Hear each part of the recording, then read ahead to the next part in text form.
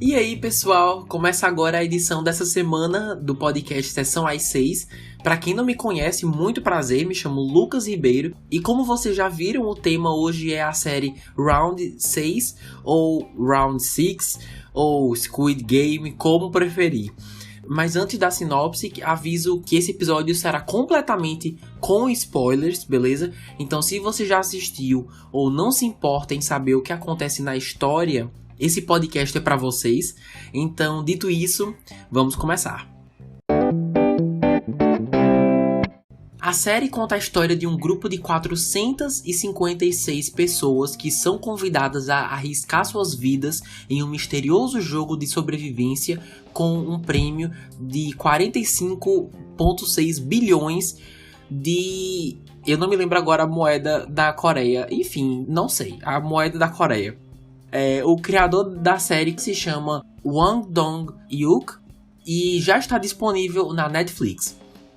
Antes de começar, um aviso a quem está escutando e não assistiu. É uma série super violenta, sem brincadeira. Eles não têm medo de mostrar as pessoas morrendo, que não são poucas, e vão até o fim, então tem isso. E tem uns momentos bem depressivos também, mas isso eu comento mais na frente.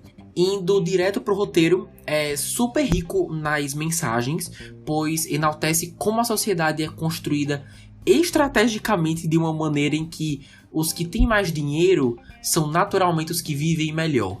Mas assim, apesar disso ser uma informação óbvia, né? Eles fizeram de um jeito que o público perceba essa mensagem através das dificuldades mais simples dos personagens principais, mas que para muita gente não é nada, né? Mas para eles é um grande desafio, como, pagar um aluguel, ter um plano de saúde, querer criar ou alavancar um negócio, ficar devendo pra gente que não devia, essas coisas. Inclusive, eram tantas situações que eu até me via grato por não estar vivendo isso e pelas coisas que eu tenho, né?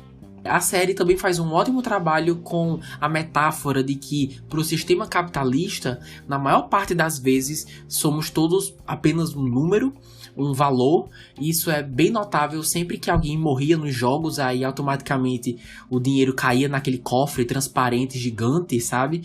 Eram ações rápidas mesmo, mas bem fortes e, de certa forma, tem uma verdade por trás. Mas entrando na história mesmo, já que essa é a parte com spoilers, né?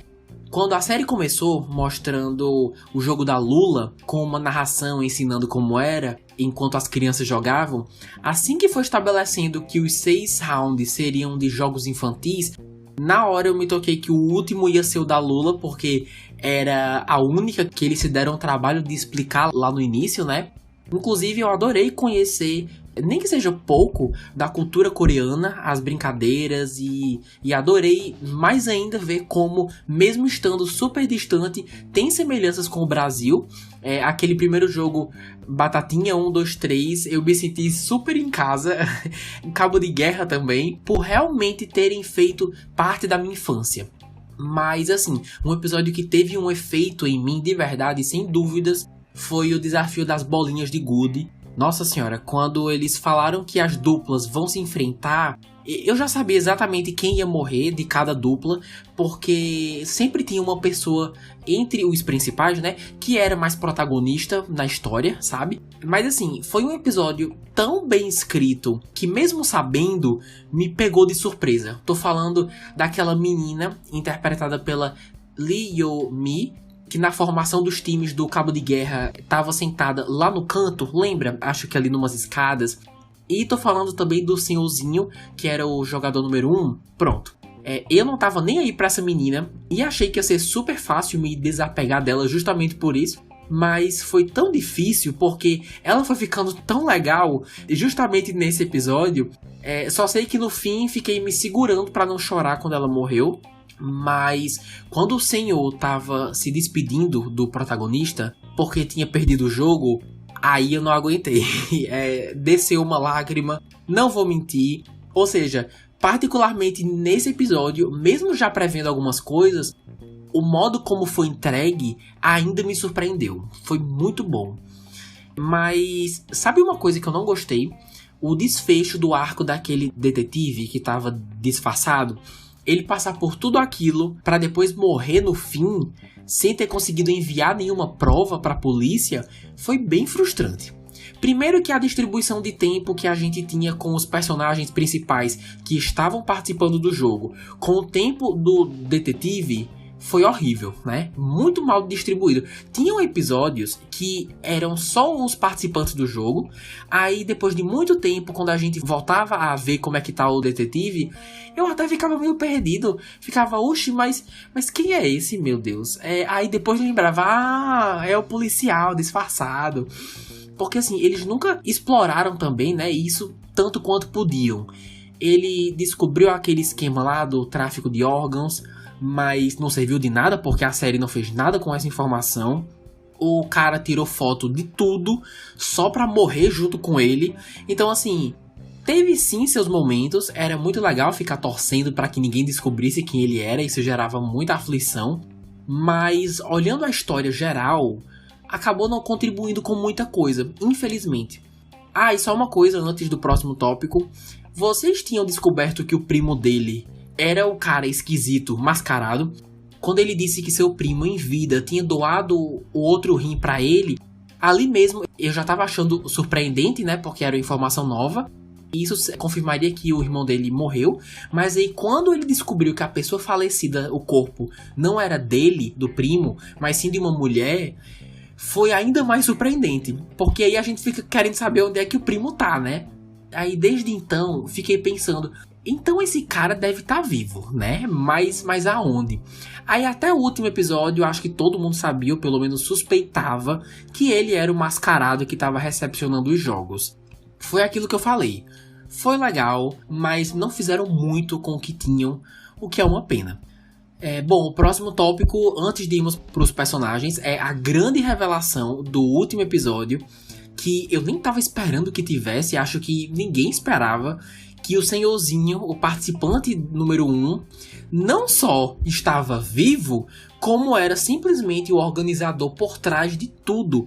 Eu fiquei completamente chocado. Na minha opinião, esse é o tipo de reviravolta em que é impossível alguém adivinhar. Não tem como. Se alguém aí que tá ouvindo adivinhou, meus parabéns, você é um gênio. Mas assim, eu pessoalmente acho impossível alguém descobrir isso. Mas a questão é, para uma reviravolta tão surpreendente, exige um certo tempo para explicações, ainda mais convincentes, que justifiquem e façam sentido ser ele, sabe? Assim, algumas coisas até que deu pra engolir, né? Dele querer ser um participante, pra ver de camarote as pessoas lutando pra ganhar. E ainda tem toda a questão do tumor, né? Mas mesmo assim, não senti que teve aprofundamento o suficiente. Quando ele terminou de falar, eu ainda tinha tantas perguntas, tipo, da onde ele tirou 42 bilhões pra investir? Pelo que eu entendi, esse jogo é frequente, né? De tempos em tempos eles pegam as pessoas para participar. Aí ele falou alguma coisa sobre ter juntado um dinheiro com as pessoas que ele trabalhava numa empresa. Eu não lembro detalhes, tá? Vi faz tempo já. Mas assim, foi uma resposta tão vaga para uma quantia de dinheiro tão absurda que ainda não faz sentido para mim até hoje. E ainda fiquei querendo saber mais. Da onde vêm esses funcionários, essas centenas de pessoas que topam morar nessa ilha e organizar esses jogos ilegais. Aquele pessoal VIP de máscara, chato pra caramba.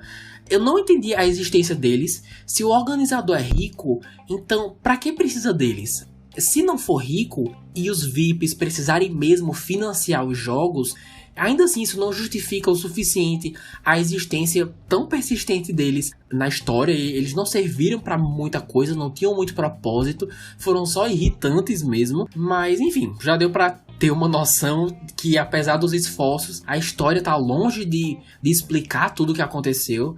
Só espero que, se houver uma segunda temporada, que essas perguntas sejam respondidas. Beleza, dando continuidade agora com os personagens. Olha, peço que tenham paciência com as minhas pronúncias, tá? Se eu errar algo, relevem. Mas o primeiro que destaco é Lee Jung-jae, que interpreta Song Ji-hee, ou o número 456, o protagonista.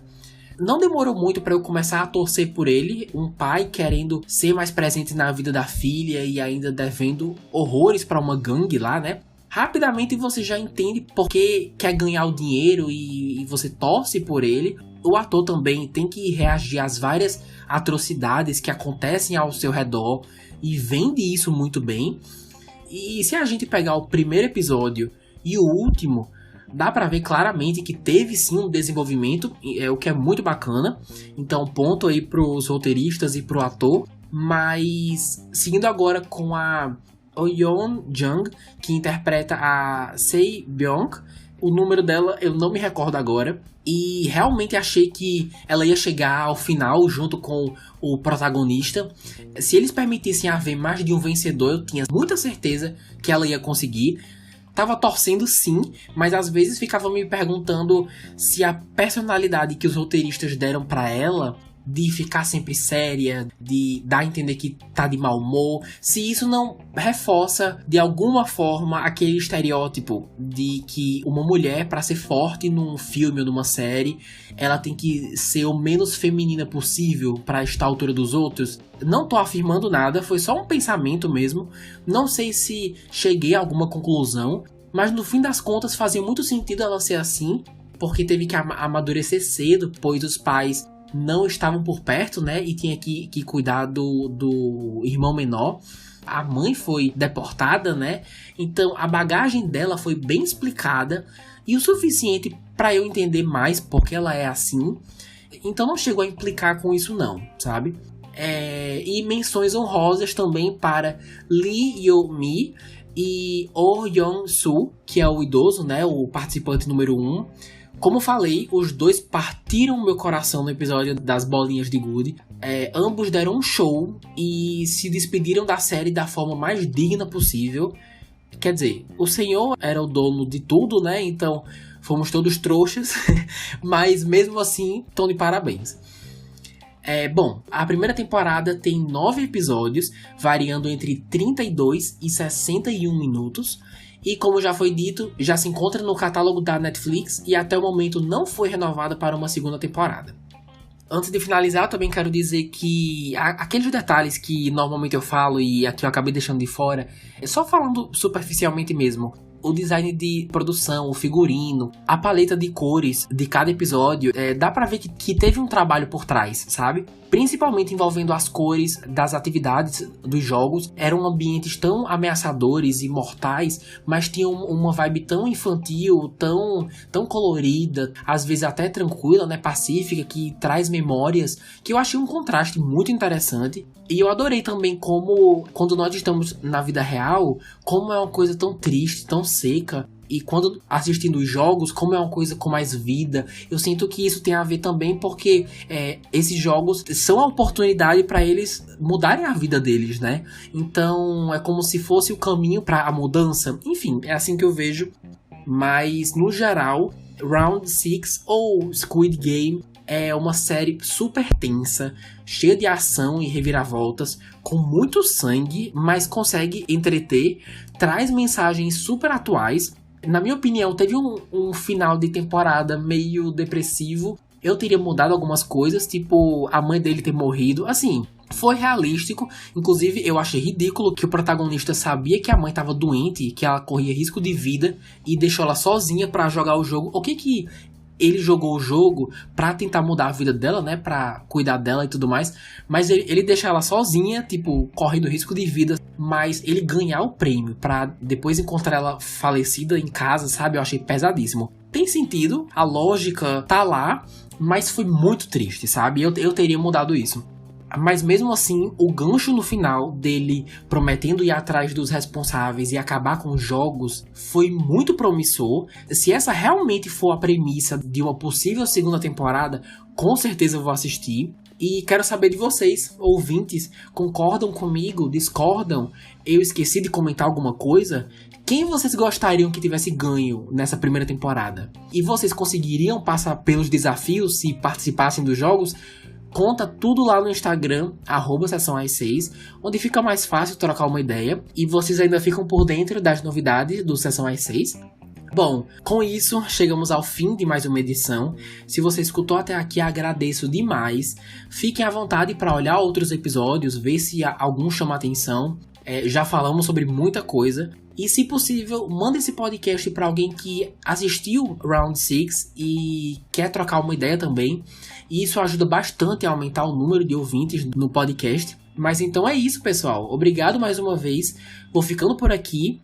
Próxima semana falaremos sobre a nova série da fase 4 da Marvel, que acabou recentemente. Então espero todos no próximo sábado. Você acabou de ouvir o Sessão às 6. Um beijo e até a próxima.